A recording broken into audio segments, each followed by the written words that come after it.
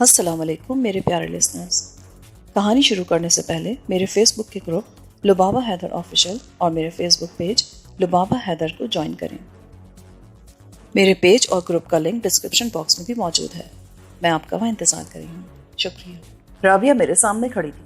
ایسے کیا منہ اٹھائے دیکھ رہے ہو؟ وہ مسکرا کے بولی۔ تمہیں دیکھ رہا ہوں۔ میں نے ہمت سے کام لے کر سچ بول دیا۔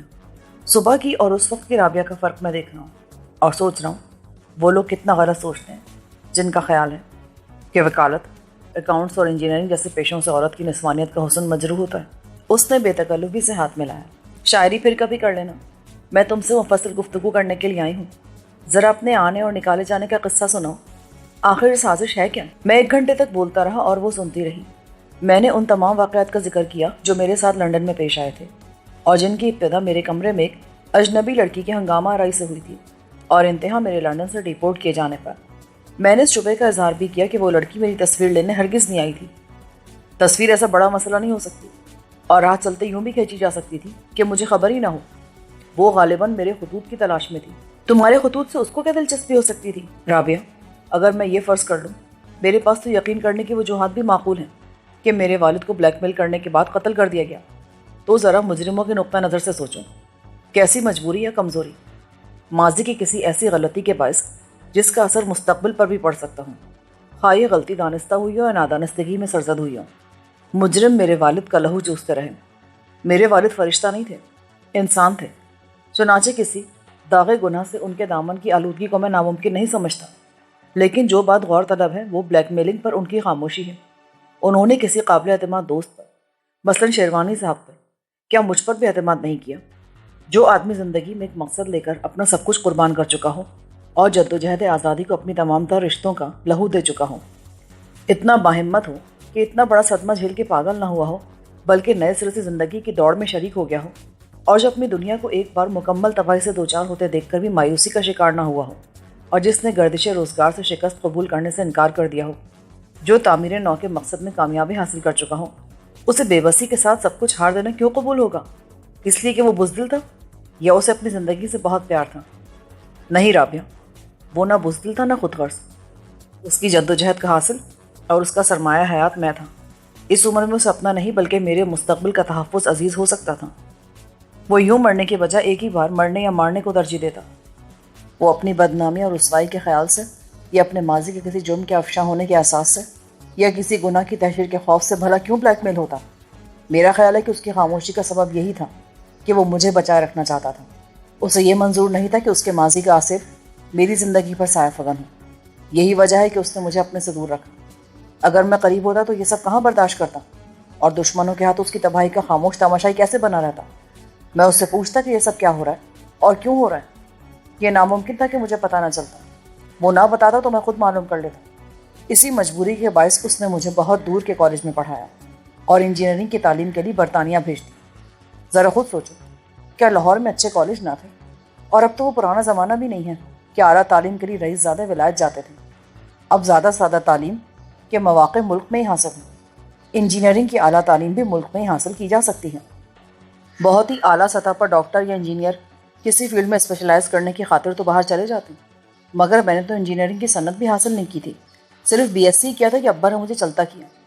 بہانہ یہ کہ اعلیٰ تعلیم کا جو معیار اور تصور وہاں ہے وہ یہاں نہیں ہے۔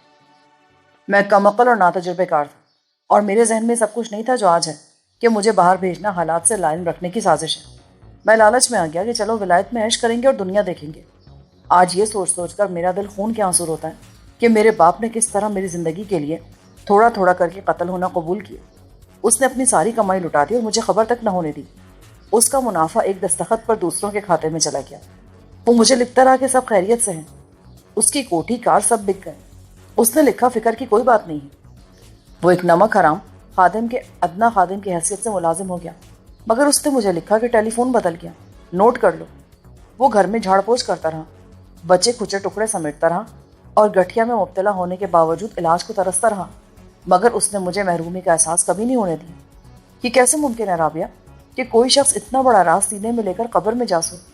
مجھے یقین ہے ابھی اس کا مرنے کا ارادہ نہیں تھا۔ اس نے سوچا ہوگا جب اجل کے نامہ بر کے آنے کا وقت ہوگا اور اس کے قدموں کی آہٹ سنائی دینے لگے گی تو وہ اپنے بیٹے کے سامنے اعتراف کر لے گا کہ اس نے تمام عمر اسے بے خبری کے اندھیرے میں کیوں رکھا۔ یہ وقت اس کے خیال میں ابھی دور تھا، میری تعلیم کا زمانہ پورا نہیں ہوا تھا، اور اس کی بیماری کی نوعیت ایسی نہ تھی کہ وہ کچھ دن اور اسی زندگی کو اور اس کی مجبوری کو لے کر نہ چلتا رہتا۔ وہ اس وقت تک مجھے کچھ نہ بتاتا جب تک میری تعلیم مکمل نہ ہوتی، اور ظاہر ہے کہ میں واپس آتا تو وہ کیسے چھپاتا کہ اس نے سب کچھ کہاں اور کیسے ہار دیا۔ اسے ڈر ہوگا کہ ابھی یہ بات معلوم مجھے ہوئی تو میرا رد عمل انتقامی ہوگا، اور میں تعلیم اور مستقبل پر لعنت بھیج کر اس کے دشمنوں کے خلاف سفارہ ہو جاؤں گا۔ ایسی صورت میں اس کا مشن ادھورا رہ جاتا، اور یہ اس کی سب سے بڑی ناکامی ہوتی۔ لیکن اس کے دشمن بہرحال اس اندیشے میں مبتلا ہوں گے کہ بڈھے نے خاموشی کے وعدے کے باوجود کہیں اپنے بیٹے کو سب کچھ لکھ نہ مارا ہو۔ اتنا تو وہ بھی سمجھتے ہوں گے کہ جب آدمی کے پاس ہارنے کو کچھ نہ رہے تو وہ زندگی بھی داؤ پہ لگا دیتا ہے۔ وہ لڑکی یہی دیکھنے آئی ہوگی کہ کہیں میرے خطوط میں کوئی ایسی ویسی تحریر تو نہیں ہے جس میں بلیک میلنگ کا شکار ہونے والے نے شکاری کا کچا چٹھا بیان کر دیا ہو۔ اگر میرے والد کو موت کا یقین ہوتا تو وہ مجھے لکھ دیتے کہ ان سے کیا غلطی سرزد ہوئی تھی جس کی انہوں نے اتنی بھاری قیمت ادا کی۔ زندگی میں نہ صحیح، مرنے سے پہلے باپ نے اپنے بیٹے کو یہ راز بتا کے اپنی روح پر کوئی بارے گناہ نہ رکھا، مگر ان کی موت اچانک واقع ہو گئی۔ کیوں؟ کیسے؟ ان سوالوں کا جواب تو دوبارہ پوسٹ مارٹم سے مل ہی جائے گا۔ بقیہ سوالات کا جواب بھی بشرط زندگی میں خود معلوم کر لوں گا کہ ان کی زندگی کا وہ کون سا راز تھا جسے انہوں نے کبھی مجھ پر افشا نہ کیا۔ اگر وہ بدترین جرم یا گناہ ہوا تب بھی ان کی عزت و توقیر میری نظر میں کم نہ ہوگی، کیونکہ ایک باپ کی حیثیت سے جو کچھ انہوں نے میرے لیے کیا وہ بہت خوش نصیب بیٹوں کا مقدر ہوتا ہے، اور ایسے باپ بہت کم ہوتے ہیں، کہ شاید ہوتے ہی نہیں۔ خاموشی کے ایک طویل وقفہ آیا جس میں جیلر نے دوسری بار سر اندر کر کے اور کھنکار کے یاد دلائے کہ وقت بہت دیا جا چکا ہے۔ رابعہ نے ایک سرد آہ بھری اور اٹھ کھڑی ہوئی۔ میں تمہارے تمام مفروضات کے منطقی جواز سے پوری طرح اتفاق کرتی ہوں۔ واقعات کو دیکھتے ہوئے اسباب کا تعین کیا جا سکتا ہے۔ مجھے یہ بھی یقین ہے کہ تم ان خوخار درندوں کو تلاش کر لو جنہوں نے تمہارے والد کی جان لی۔ تم بڑے ذہین شکاری ہو، اور تمہارے ساتھ قدرت کے نظام انصاف کی قوت ہے۔ خیر و شر کی ازلی و ابدی جنگ میں اگر آخری فتح خیر کی نہ ہوتی تو آج اس دنیا کا وجود نہ ہوتا۔ میں اپنی بساط، استطاعت اور استعداد کے مطابق تمہاری مدد کروں گی۔ میرے لیے سب سے بڑا سہارا یہی ہے رابعہ کہ میرے ساتھ محسن ہے، تم ہو، منظر ہے، اور سلامت شاہ ہے۔ سلامت شاہ تمہارا ٹرمپ کارڈ ہے، اس کی گواہی تمہیں بے گناہ ثابت کر سکتی ہے، ورنہ اب تک حالات کی اور واقعات کی تمام شہادت تمہارے خلاف ہے۔ یہ تو تم بھی تسلیم کرتے ہو کہ آلہ قتل پر تمہارے فنگر پرنٹس ہوں گے، پھر رہ کیا جاتا ہے؟ وجہ قتل تک بالکل واضح ہے۔ کل تمہاری ضمانت ضرور ہو جائے گی۔ میں نے اپنے طور پر اس کو یقینی بنا دیا ہے۔ میرے ڈیڈی کے بھی کچھ تعلقات تھے، وہ لوگ ابھی زندہ ہیں، اور پرانے تعلق سے مجھے بیٹی بھی سمجھتے ہیں۔ پرانے وزادار لوگ ہیں نا، ان کی کوشش اضافی مدد ہے۔ پھر ہم سپریم کورٹ تک میں لڑیں گے۔ Thank you so very much Rabia. میں زندہ رہا تو سب کے احسانات کا بدلہ ضرور چکا دوں گا۔ زندہ تو خیر تم رہو گے، یہ الگ بات ہے کہ کسی کے احسان کا بدلہ نہ ادا کر سکو۔ ایک بات پوچھوں رابعہ، بلکہ دو باتیں، ان کا تعلق تمہاری ذات سے ہے۔ پوچھو۔ یہ بتاؤ تم مجھے کیا سمجھتی ہو، مجرم یا بے گناہ؟ اگرچہ میرا اپنا یقین کوئی معنی نہیں رکھتا، لیکن میری نظر میں تم قاتل نہیں ہو، یہ میرا ایمان ہے، اور ایمان کا جواز عقل سے نہیں ملتا۔ اب جلدی سے دوسری بات بھی پوچھ لو نا۔ دوسری بات، تم نے اب تک شادی کیوں نہیں کی؟ اس کی وجہ یہ تو نہیں ہو سکتی کہ تم نے کسی کو یا کسی نے تمہیں پسند نہ کیا ہو؟ تمہاری خوش قسمتی تو شبہ سے بالاتر ہے۔ یہ لمبی کہانی ہے۔ اس کی صورت پر بادل کے سائے کی طرح اداسی کا آصف پھیلا اور گزر گیا۔ اب میں کیا کہوں کہ تم 100% صحیح کہتے ہو اور 100% غلط بھی، یہی بات ہے۔ ابھی ذہن کو اس معاملے میں الجھانے کی ضرورت نہیں ہے، کسی روز میں خود ہی بتا دوں گی، اور یہی سوال تم سے بھی کروں گی۔ شب بخیر۔ آج کی رات میں جیل کیا، کانٹوں اور انگاروں کے سیج پر بھی سکون سے سو سکتا ہوں۔ میں نے اس کا ہاتھ تھام کر چھوڑ دی۔ پھر در زندہ بند ہوا اور رات آئی۔ اپنی تنہائی کا حصار قائم کر کے میں نے خوبصورت لمحوں کی اور حسین یادوں کی، خیالوں کی اور تصورات کے انجمن سجائی۔ محبتوں کے امین اجالے سب کنج زندہ میں اتر آئے۔ اندھیرا کہیں نہ رہا۔ سوتے جاگتے میں نے خواب دیکھے۔ فوزیہ ایک گھڑی مہمان رہی۔ میں نے کہا، میری فرد جرم دیکھو کہ میرے ہاتھوں میں زنجیر ہے اور میں مجرموں کے کٹہرے میں کھڑا ہوں۔ وہ ہنسی اور بولی، جہاں پر ہم تم کھڑے ہیں سحر کا روشن افق یہی ہے، سحر جو شب سے عظیم تر ہے، یقین جو غم سے کریم تر ہے۔ پھر رابعہ نے آ کے ہاتھ ملایا اور کہا، تمہارا مجھ سے کبھی ذاتی تعلق نہیں رہا، یا رہا تو یک طرفہ۔ نوٹی بوائے، تم کلاس میں مانیٹر ہونے کا سب سے زیادہ روب مجھ پر جھاڑتے تھے، اور اب آئے تو یوں کہ جیسے ہمیشہ تھے مہرباں، بھولے تو یوں گویا کبھی آشنا نہ تھے۔ رات کے آخری پہر میں جیلر نے کہا، تمہارا بلیک وارنٹ موصول ہو گیا ہے، کل تمہاری لواحقین سے آخری ملاقات کرا دی جائے گی، اور صبح طلوع آفتاب سے قبل تمہیں پھانسی پر لٹکا دیا جائے گا۔ تمہیں کو وصیت کرنی ہے؟ میں چونک کر جاگا تو پسینے میں تربتر تھا اور میرا وجود دہشت سے کانپ رہا تھا۔ صبح ہو چکی تھی۔ میں نے ذہن سے اس بھیانک خواب کو جھٹکنے کی کوشش کی جس کی تعبیر بعیدس قیاس نہ تھی۔ جب آج کے دن پیش ہونے والے قیدیوں کو بھر کے گاڑی پھر جیل خانے سے روانہ ہوئی تو مجھے پہلی بار احساس ہوا کہ اسیری کتنی پرعذاب مجبوری ہے۔ یہ صرف ایک رات تھی جس نے مجھے آزاد انسانوں کی دنیا سے الگ کر دیا تھا۔ اگر یہ رات عمر قید کی حد تک پھیل گئی تو کیا باہر آنے کے بعد میں دنیا کو پہچان سکوں گا یا دنیا مجھے پہچانے گی؟ عدالت کے ہجوم میں سب سے پہلے مجھے محسن کا منتظر مضطرب چہرہ دکھائی دیا۔ میری نگرانی پر مامور محافظ بدل چکے تھے، چنانچہ اس نے مجھے عدالت کی کینٹین پر لے جا کر ناشتہ کرایا۔ وہاں جو کچھ دستیاب تھا جیل کے ناشتے سے لاکھ درجے بہتر تھا۔ محافظوں نے ناشتے میں برابری کی شرکت کے بعد اپنا نذرانہ وصول کیا اور مجھے واپس عدالت کے برآمدے میں لے۔ محسن نے بتایا کہ ڈیڈی آ گئے ہیں اور ایمبیسڈر ہوٹل میں ٹھہرے ہیں، 10 بجے تک اپنے کسی دوست کے ہمراہ آئیں گے جو ریلوے ہیڈ کوارٹرز آفس میں کوئی بڑا توپ قسم کا افسر ہے، وہ دونوں میرے ضامن ہوں گے۔ رابعہ نے بھی کوئی چکر چلایا ہے؟ میں نے اسے مطلع کیا۔ وہ کل شام جیل میں مجھ سے تفصیلی گفتگو کے لیے آئی تھی، اسے پورا یقین ہے کہ ضمانت ہو جائے گی، لیکن یار وہ نقد رقم کی پوزیشن کیا ہے؟ نقد رقم کی پوزیشن کچھ ایسی ہے کہ بہت زیادہ اطمینان بخش نہیں کہی جا سکتی۔ سلامت شاہ سے رابطہ نہیں ہو سکتا۔ کیوں؟ اگر وہ نہیں ملا تھا تو اس کے لیے پیغام چھوڑ دینا تھا کہ سیدھا عدالت آ جائے۔ آج صبح پیغام تو چھوڑ آیا ہوں، مگر چراغ دین نے بتایا کہ وہ ابھی تک لاپتہ ہے، 24 گھنٹے سے اس کے کوارٹر میں تالا پڑا ہوا ہے اور اس کی خیر خبر بھی نہیں ملی۔ یہ تو بڑی تشویشناک بات ہے یار، سلامت ایسے کہاں جا سکتا ہے؟ اسے اچھی طرح معلوم تھا کہ مجھے پیسے کی کتنی سخت ضرورت ہے۔ ضرورت سنگین نہ ہوتی تو میں وہ زیور بیچتا جو میرے پرکھوں کی نشانی تھی اور میری ماں نے رکھ چھوڑا تھا۔ یار کیا یہ نہیں ہو سکتا کہ سلامت شاہ کی نیت خراب ہو گئی ہو، وہ زیور لے کر بھاگ گیا ہو؟ محسن نے کہا، ناممکن تو دنیا میں کچھ بھی نہیں ہے پیارے، مگر میرا دل کہتا ہے کہ سلامت شاہ بے ضمیر آدمی نہیں ہے۔ 10-15 ہزار کے زیور کی خاطر وہ نوکری چھوڑ دے گا اور مجھے مصیبت میں چھوڑ کے بھاگ جائے گا؟ نہیں، اس سے زیادہ امکانات مجھے یہ نظر آتے ہیں کہ وہ کسی حادثے کا شکار ہو، ٹریفک والا حادثہ نہیں، وہ حادثہ جو میرے کسی بھی مددگار کے ساتھ پیش آ سکتا ہے، خصوصاً اس گواہ کے ساتھ جس کی گواہی پر مقدمے کا فیصلے کے دار و مدار ہو۔ اس کا پتہ آج نہیں تو کل تک بہرحال چل جائے گا۔ یہ بتا 15,000 کے علاوہ کتنے ہوئے؟ 10,000 ڈیڈی نے دیے ہیں اور کہا ہے کہ تمہاری ممی کو پتہ نہ چلے۔ یہ ہوئے 25,000۔ تو نے اپنے بھی تو کسی ذریعے کا ذکر کیا تھا نا محسن؟ محسن کا رنگ ایک بار پھر متغیر ہوا، مگر اس نے فوراً ہی خود کو سنبھال لیا۔ اس ذریعے سے بھی 10,000 مل گئے ہیں۔ اس نے منہ دوسری طرف کر لیا۔ محسن مجھ سے نظر ملا کے بات کر، یہ ذریعہ ہے کون؟ اس کے ذکر سے تیرے چہرے پر یہ ہوائیاں کیوں اڑنے لگی ہیں؟ کیا تو نے کسی سودخور پٹھان سے قرض لیا؟ کوئی چیز گروی رکھی ہے؟ کچھ بیچا ہے تو نے؟ تجھے قسم ہے اس دوستی کے رشتے کی، سچ سچ بتا بات کیا ہے؟ قسم تو مجھے فوزیہ نے بھی دی تھی، پر ایسی کی تیسی تم دونوں کی قسم کی۔ آخر میں کروں تو کیا کروں؟ کچھ بھی نہیں، تو بس مجھے بتا دے، میں فوزیہ کو کچھ نہیں بتاؤں گا۔ اچھا، کھا قسم پھر فوزیہ کی، میری دوستی کی، کہ یہ بات تیرے میرے درمیان رہے گی۔ میں قسم کھاتا ہوں اس کا ذکر تک میں کسی کے سامنے نہیں کروں گا۔ میں نے ڈوبتے دل کے ساتھ کہا۔ فوزیہ نے مجھے اپنا تمام زیور دے دیا تھا اور کہا تھا کہ ضرورت پڑنے پر وہ سب بیچ دوں، پر تمہیں نہ بتاؤں۔ مجھے یوں لگا جیسے ایک آتشی تیر میرے دل میں پیوست ہو گیا ہو اور اس کی انگارہ نوک میرے دل میں ٹوٹ گئی ہے۔ میں نے صدمے اور اشتعال کی آتش فشاں کا دہانہ بڑی سخت جدوجہد کے بعد بند کیا، ورنہ میرا جی چاہتا تھا کہ میں محسن سے لڑ پڑوں اور اس رقم کی ضمانت پر رہا ہونے سے انکار کر دوں، اس سے کہوں کہ وہ واپس جائے اور 10 کے 12-15 دے کر بھی فوزیہ کا زیور واپس لے آئے۔ محسن تو قسم کھا چکا سکندر، ہم تینوں اپنی اپنی جگہ مجبور ہیں۔ اسی وقت میں نے ہجوم میں ایک آشنا صورت دیکھی۔ محسن وہ دیکھ، وہ ادھر، وہ جو زرد جرسی والا اور چاکلیٹی پتلون بہنا، یہ وہی ہے، پکڑ اسے۔ میری بات ختم بھی نہ ہوئی تھی کہ زرد جرسی والے نے پلٹ کر دیکھا۔ اس کے مکرانیوں جیسے وال اور کنجی آنکھوں سے زیادہ اس کے دائیں کان میں پڑی ہوئی سونے کی مندری دیکھ کے محسن چونکا۔ مندری والا یکلخ خطرے کے احساس سے مغلوب ہو کے بھاگا۔ محسن نے اس کے پیچھے دوڑ لگائی اور لوگوں سے ٹکراتا، دھکیل کر بھیڑ میں راستہ بناتا اور راستے کی رکاوٹوں کو پھلانگتا اس کی جانب لگا۔ مگر مندری والا ٹیکسی ڈرائیور بہت پھرتیلا تھا، وہ کچہری کے پرپیچ راستوں سے واقف تھا۔ وہ لوگوں کی اور عدالت کے اہلکاروں کی پرواہ کیے بغیر مختلف کمروں سے گزرا اور محسن کی نظروں سے اوجھل ہو گیا۔ 10 منٹ کے بعد محسن کو ایک حوالدار نے پکڑ لیا اور وہ بڑی مشکلوں سے پیچھا چھڑا کر واپس ہوا۔ عدالتوں کو بطور ریس کورس استعمال کرنے کا ہرجانہ 50 روپے ادا کرنے کے بعد وہ نکل گیا۔ یار ہانپتے ہوئے بولا، اگر تو نے خاموشی سے بتا دیا ہوتا نا تو میں اس کو پیچھے سے جا کر دبوچ لیتا۔ میں بس جذبات پہ قابو نہیں رکھ سکا۔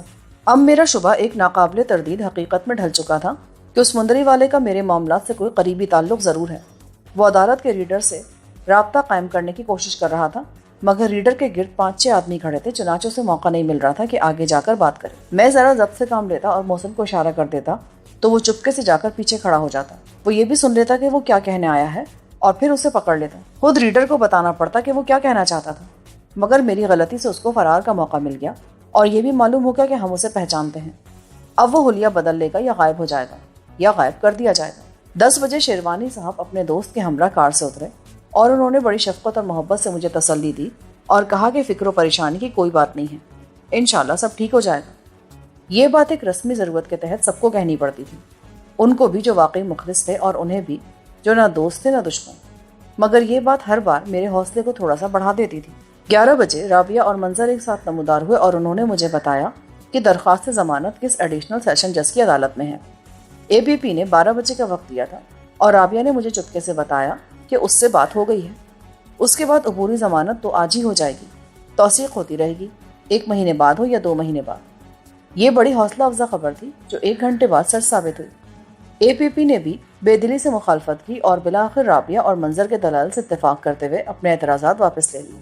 عدالت نے مجھے 20,000 روپے کی مالی ضمانت کے ساتھ 2 افراد کی شخصی ضمانت فراہم کرنے کا حکم دیا۔ نقد رقم اسی وقت جمع کرا دی گئی اور شیروانی صاحب اور ان کے دوست نے ضمانت نامے داخل کر دیے۔ دستاویزات کی تصدیق اور تکمیل ہونے تک میں قید میں رہا اور ہتھ کڑی سمیت عدالت کے باہر محسن کے ساتھ کھڑا رہا۔ بالآخر یہ قانونی کارروائی مکمل ہوئی اور میرے ہاتھوں سے وقتی طور پر وہ زنجیر جدا ہو گئی جس نے 48 گھنٹے تک میری آزادی کو سلب کر رکھا تھا۔ مٹھائی کے پیسے لے کر محافظ رخصت ہوئے۔ جا بھائی عیش کر، ایک قتل اور کر دے، منظر نے عدالت سے باہر آتے میرے کندھے پر زوردار ہاتھ مار کے کہا اور رخصت ہو گیا۔ اسے دوسری عدالت میں جانا تھا۔ پھر مجھے میر محمد نظر آیا جو اے ایس پی کے ساتھ جیپ میں بیٹھنے جا رہا تھا۔ ان دونوں کی صورت شکست خوردگی کے احساس کی غماز تھی۔ میں تیزی سے آگے بڑھا اور ان کی راہ میں حائل ہو گیا۔ السلام علیکم حضرات، میں نے بڑی جرأت سے کہا۔ اگر رابعہ میرے ساتھ نہ ہوتی تو شاید اس سلام کے جواب میں وہ مجھے گالی دیتے اور مجھ سے مصافحہ کیے بغیر نکل جاتے۔ آپ میں سے کسی نے مجھے ضمانت پر رہا ہونے کی مبارکباد نہیں دی مسٹر سکندر بخت، اے ایس پی نے متانت سے انگریزی میں کہا۔ عبوری ضمانت سے باعزت رہائی کی منزل بہت دور ہے، بہرحال تم اصرار کرتے ہو تو مبارک ہو۔ وہ جیپ میں بیٹھا اور اسی اطمینان سے کسی طرف دیکھے بغیر عدالت کے احاطے سے نکل گئے۔ شیروانی صاحب اپنے دوست کے ہمراہ چلے گئے اور تاکید کر گئے کہ میں محتاط رہوں، کسی مرحلے پر عدم دلچسپی اور عدم توجہی کا ثبوت نہ دوں اور شام کو ان سے ہوٹل کے کمرے میں مل لوں۔ وہ رات کی فلائٹ سے واپس چلے جائیں گے۔ رابعہ نے مجھے بتایا کہ ابھی 2 مقدمات اور دائر کرنے ہیں۔ وراثت کے سرٹیفکیٹ کا مقدمہ وہ خود فائل کرے گی۔ والد کی لاش نکلوا کے دوبارہ پوسٹ مارٹم کرانے کا کیس منظر نے لے لیا۔ چنانچہ میں بلا ناغہ دونوں سے رابطہ قائم رکھا۔ اس نے مجھے اپنا کارڈ دینے کے بعد یہ بھی کہا کہ جب بھی مجھے فرصت ملے میں اس سے گھر آ کے ملوں۔ شام 7-8 بجے تک وہ اپنے آفس میں رہتی ہے جو کوٹھی کے ایک حصے میں ہے، مگر اس کے بعد وہ عموماً فارغ ملتی ہے۔ اس کے 2 ماتحت وکیل ہیں جو اس کی ہدایات کی روشنی میں اگلے دن کے لیے کیس تیار کرتے ہیں، اور ایسا بہت کم ہوتا ہے کہ خود اسے بھی رات تک ان کے ساتھ لگ کے کام کرنا پڑے۔ میں نے اور محسن نے اس کا شکریہ ادا کرنے کی کوشش کی اور شرمندہ ہوئے۔ وہ اپنی گاڑی میں ہمیں مال پر چھوڑ کر چلی گئی۔ میرا بریف کیس میرے ہاتھ میں تھا اور میں آزاد تھا، مگر اس آزادی کے احساس میں اعتماد کا فقدان تھا۔ میرے سامنے بہت سے چیلنج تھے۔ مجھے زندگی کا حق ہی نہیں حاصل کرنا تھا، نظروں سے اوجھل رہ کے میرے لیے ہر قدم پر دامِ تعزیر بچھانے والے شکاری کو بھی تلاش کرنا تھا۔ مجھے ثبوت فراہم کرنا تھا کہ میرا باپ انہی کی شیطانی چالوں کا شکار ہوا اور شاید پھر اپنے دام میں صیاد آ گیا۔ شرافت علی انہی کی ریشہ دوانیوں کا شکار ہوا جنہوں نے اس کے کندھے پر رکھ کر بندوق چلائی تھی۔ چنانچہ اب مجھے وزیر خان کے قاتلوں کو تلاش کرنا تھا اور ان سے پوچھنا تھا کہ وہ وزیر خان کو کیوں ڈراتے تھے۔ کیا سوچ رہا سکندر؟ چل کہیں بیٹھ کے کھانا کھاتے ہیں، پھر میں فوزیہ کو کال کروں گا اور اس کے بعد ہم سلامت شاہ کی خبر لینے چلیں گے۔ شام کو ڈیڈی کا لیکچر بھی سننا ہے۔ رات کو ہم سسی ڈین سے ملیں گے۔ قیام کہاں رہے گا اپنا؟ میں نے محسن سے کہا۔ ابھی محسن نے میرے سوال کا جواب نہیں دیا تھا کہ ایک بچہ پیچھے سے دوڑتا ہوا آیا۔ بوٹ پالش سر، وہ قریب آ کے بولے۔ اس نے کندھے پر ایک چھوٹا سا لکڑی کا صندوق لٹکا رکھا تھا اور 12-14 سال کے اس بچے کے میلے کپڑوں اور جسم سے پالش کی بو اٹھ رہی تھی۔ نہیں بھائی، یہ جوتے اس قابل نہیں ہیں، میں نے کہا، مگر وہ بچہ ساتھ ساتھ چلنے لگا۔ اب ہم بیڈن روڈ پر تھے۔ پالش کرا لیجیے صاحب، صرف 1 روپیہ۔ اچھا 8 آنے، وہ بولتا چلا گیا۔ پھر اچانک اس نے جیب سے رکا نکالا۔ یہ لے صاحب، اس نے سرگوشی میں کہا، بس ذرا سیدھے رک جائیے، میں آپ کے جوتے مفت پالش کرتا ہوں۔ محسن اور میں ٹھٹک کر رک گئے۔ اس نے بڑی مستعدی سے اپنا باکس گلے سے اتار کے نیچے رکھا اور جوتے پالش کرنے کا سامان نکال لیا۔ یہ رقہ ایک صاحب نے دیا تھا جو ٹیکسی میں بیٹھ کے چلے گئے۔ اس نے محسن کے پاؤں کو جوتے سمیت باکس پر رکھا۔ انہوں نے کہا، وہ جو صاحب جا رہے ہیں نا، ان کو دے دو، پر رازداری سے، کسی کو پتہ نہ چلے۔ انہوں نے مجھے 50 کا نوٹ دیا۔ میں نے کہا، آپ خود کیوں نہیں دیتے؟ میں غریب آدمی ہوں، کوئی چکر تو نہیں ہے یہ؟ انہوں نے کہا، بیٹا مجھے تم سے کون سی دشمنی ہے، اس میں خطرے والی کوئی بات نہیں، بس میری سلام دعا نہیں ہے ان صاحب سے۔ پھر وہ ٹیکسی میں بیٹھ کر چلے گئے۔ میرا خیال انہوں نے جھوٹ بولا تھا صاحب۔ لائیے دوسرا پیر، دیکھیے کیا لشکارا مار رہا ہے آپ کا جوتا۔ 50 روپے کا نوٹ تو بہت بڑا ہوتا ہے اور کوئی بلا وجہ نہیں دیتا۔ ویسے معاملہ کیا ہے صاحب؟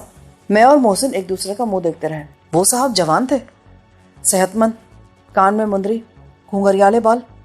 نہیں صاحب, لڑکے نے زور زور سے برش جوتے پر رگڑتے ہوئے کہا. 60-70 سال کا دبلا پتلا بڈھا تھا, شیروانی اور ترکی ٹوپی میں, کارٹون لگتا تھا صاحب. آپ جانتے ان کو وہ کون صاحب تھے؟ کہیں میں کسی مشکل میں تو نہیں پڑ جاؤں گا نا 50 روپے لے کر؟ ایسا تو فلموں میں ہوتا ہے. اللہ پر بھروسہ رکھو, کچھ نہیں ہوگا. وہ بڑے اچھے آدمی تھے اور ان سے ہماری واقعی سلام دعا نہیں ہے. محسن نے رقہ مجھے تھما دیا. محسن کی آڑ لے کر میں نے رقہ یوں کھولا کہ کوئی دیکھ نہ لے. اس پر صرف 3 سطریں بال پوائنٹ سے گھسیٹی گئی تھی. آج رات کو 10 بجے دھرم پورے سے باغبان پورا جانے والی نہر کے اس کنارے پر ملو جس پر محکمہ انہار کے دفتر ہیں. ملاقات ہوئی یا نہ ہو سکی, بہر صورت کل کی ڈاک سے چراغ دین کے چوکیدار محبت خان کی معرفت تمہیں ایک لفافہ ملے گا جس پر تمہارے بجائے گلاب خان کا نام ہوگا. چوکیدار سے لفافہ لے لینا, مگر اس طرح کہ کسی کو معلوم نہ ہو. فومانچو. میں نے رقے کو منہ میں رکھ لیا اور چوئنگم کی طرح چبانے لگا. تم تو بڑے اچھے ایکٹر ہو بیٹا, اس لیے تم کسی مشکل میں نہیں پڑو گے. میں نے کہا. کدھر اچھے ایکٹر ہیں صاحب؟ اچھے ایکٹر ہوتے تو جوتے پالش کرتے, ہیرو نہ بن جاتے. دن بھر میں 10 جوڑے پالش کرتے ہیں, مشکل سے 10 روپیہ ملتا ہے. 50 کا نوٹ دیکھ کر اپن لالچ میں پڑ گیا, ورنہ انکار کر دیتا. میں نے اپنا پاؤں اس کے باکس پہ رکھا. اب اچھے بچوں کی طرح اس پر بھی پالش کرو اور بعد میں ہم جو کچھ دیں وہ سلام کر کے رکھ لینا. جی صاحب. محسن نے اسے 100 کا نوٹ یوں طے کر کے دیا کہ 1 کا نوٹ نظر آئے. یہ لو تمہارا انعام. اس نوٹ پر ایک ٹیلی فون نمبر لکھا ہے, کبھی ضرورت پڑے تو بات کر لینا. کوئی بھی مسئلہ ہو, ملازمت کا, رہائش کا یا تعلیم کا. اچھا صاحب, بس آپ اتنا کرا دیں کہ ہمیں ہماری کوٹری سے کوئی نہ نکال دے. باپ کے مرنے کے بعد بدماش ہماری جگہ پر قبضہ کرنا چاہتے ہیں. ویسے تو شریف آدمی کہلاتے ہیں, مگر ہوئے تو بدماش ہی نا جی. بیوہ اور یتیم کو پریشان جو کرتے ہیں. کہتے ہیں 500,000 روپے لو اور گھر خالی کر دو. ہمیں اپنے گھر کو بڑا کرنا ہے, گیراج نکالنا ہے. صاحب 500,000 لے کر ہم کہاں جائیں گے؟ وہ دھمکی دیتے ہیں کہ شرافت سے جگہ نہ دی تو بند کرا دیں گے, چوری کا الزام لگا دیں گے. آپ کچھ مدد کر سکتے ہیں صاحب؟ تم فون پر بات کر سکتے ہو نا, کر لینا. تمہارا گھر تم سے کوئی نہیں چھین سکتا. محسن نے کہا. لڑکے نے پالش ختم کی, سلام کیا اور لوٹ گیا. فومانچو. میں نے محسن کے ساتھ کیری ہوم ریسٹورنٹ میں داخل ہوتے ہوئے کہا. شیروانی اور ترکی ٹوپی والا کارٹون, کتنی عجیب بات ہے یار محسن. بڈھا زندہ دل ہے. کیا فرضی نام بتایا تھا اپنا؟ خود کو ابن بطوطہ یا قاضی لقلق بھی تو کہہ سکتا تھا. ہاں, آدمی وزادار بھی ہے. وزادار لوگ عموماً خیرخواہ ہوتے ہیں. آج رات کو مل کے معلوم ہو ہی جائے گا. یہ اس سڑک پر ذرا آگے میری کمپنی کا, بلکہ یوں سمجھیے محسن صاحب کے میرا دفتر ہے.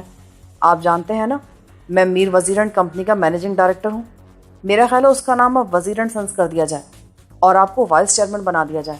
میرا خیال ہے کبیر داس کہ تمہاری عقل پہلے ہی گھاس چرنے چلی گئی ہے. تم بھی چلے جاؤ, ورنہ کھانا کھاؤ اور چلو. چراغ دین کہیں گیا ہوا تھا, چنانچہ ہمیں چوکیدار سے بات کرنے کا موقع مل گیا اور اس سے ہمیں اندازہ ہوا کہ وہ صورت سے تو مجھے پہچانتا ہے, کیونکہ اس نے سلامت شاہ کے کہنے پر کوٹھی کا تالا کھول کے مجھے فون کرنے کا موقع فراہم کیا تھا, مگر اسے بات کے واقعات کا کچھ علم نہیں تھا. سلامت شاہ کے غائب ہو جانے پر وہ تھوڑا سا فکر مند ضرور تھا. ہماری سمجھ میں نہیں آتا کہ صاحب یہ سلامت شاہ کدھر چلی گئی. ادھر تو اس کا باپ, دادا, چاچا کوئی بھی نہیں ہے. خان صاحب, کیا وہ پہلے بھی کبھی اس طرح بغیر بتائے گیا ہے؟ محبت خان نے نفی میں سر ہلایا اور ہمیں مزید معلومات فراہم کی. مثلاً یہ کہ گزشتہ 3 سال کے عرصے میں جب سے وہ ملازم ہوا ہے, سلامت شاہ سال کے سال بری امام صاحب کے مزار پر حاضری دینے ضرور جاتا رہا ہے, مگر کہیں اور نہیں گیا. اس کا لاہور میں کوئی دوست رشتہ دار ایسا نہیں جس کے پاس وہ قیام کر سکے.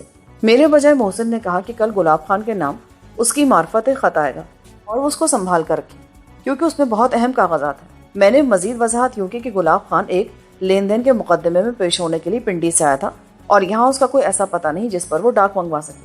چند کاغذات رہ گئے تھے جو اس نے ڈاک سے منگوانے کے لیے میرا پتہ دے دیا تھا, مگر مجھے یہاں کوئی بھی نہیں جانتا. چنانچہ میں نے سلامت شاہ سے ذکر کیا تو اس نے کہا کہ محبت خان کی معرفت منگوا لو.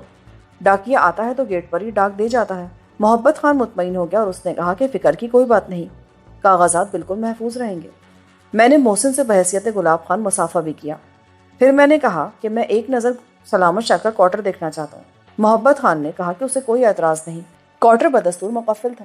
صحن کی دیوار کے اوپر سے جھانکنے کے لیے میں نے منڈیر تھام کر خود کو اوپر کھینچا. اندر سلامت شاہ کا کمرہ بھی کھلا پڑا تھا اور وہ کمرہ بھی جو وزیر خان کا کمرہ تھا. کھلے دروازے سے مجھے وہ صندوق بھی نظر آیا جو میرے والد نے چھوڑا تھا.